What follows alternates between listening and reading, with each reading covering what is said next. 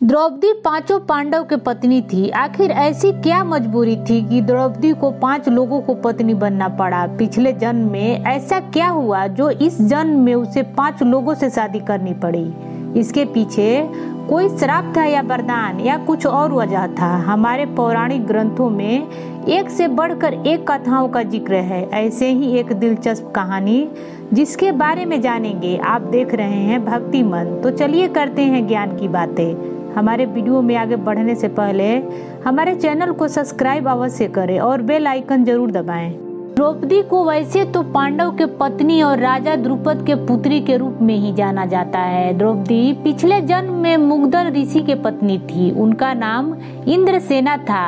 अपने पति मुद्गल ऋषि के मृत्यु के बाद उसने अपने पति को पाने की कामना से तपस्या की।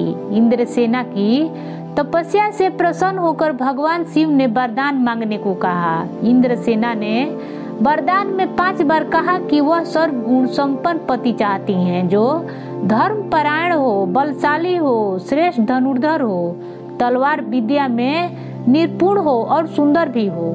इसकी इच्छा को सुन भगवान शिव ने कहा कि अगले जन्म में तुम्हें 5 गुणों वाला पति मिलेगा।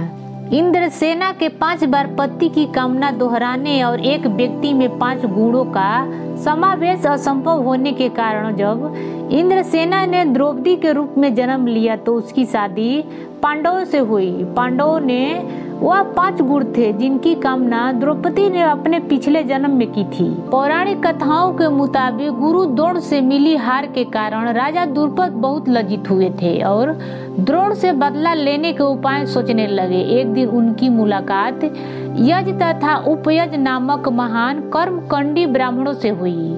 राजा द्रुपद ने उनकी सेवा कर उनसे गुरु द्रोण को मारने के उपाय पूछा तो उन्होंने यह उपाय बताया कि आप एक यज्ञ का आयोजन कर अग्नि देव को प्रसन्न करें। इसके आपको एक बलशाली पुत्र का प्राप्ति होगी। राजा द्रुपद ने उन्हें कहे अनुसार यज्ञ करवाया, जिसमें उन्हें एक पुत्र के साथ एक पुत्री भी प्राप्त हुई। जिसके बाद पुत्र का नाम धृष्टद्युम्न और पुत्री का नाम द्रौपदी रखा गया। यज्ञ की अग्नि से उत्पन्न होने के कारण वह यज्ञसेनी भी जानी गई। स्वयंवर आयोजन में अर्जुन द्वारा द्रौपदी को जीतने के बाद 5 पांडव घर आए और माता कुंती से कहा कि देखो मैं आपके लिए क्या लाया हूँ। इस पे माता कुंती ने कहा कि जो भी लाए हो उसे 5 भाई आपस में बांट लो। इसके बाद माँ का वचन निभाने के लिए 5 पांडवों को द्रौपदी से विवाह करना पड़ा। इस प्रकार द्रौपदी पंचाली भी कहलाई।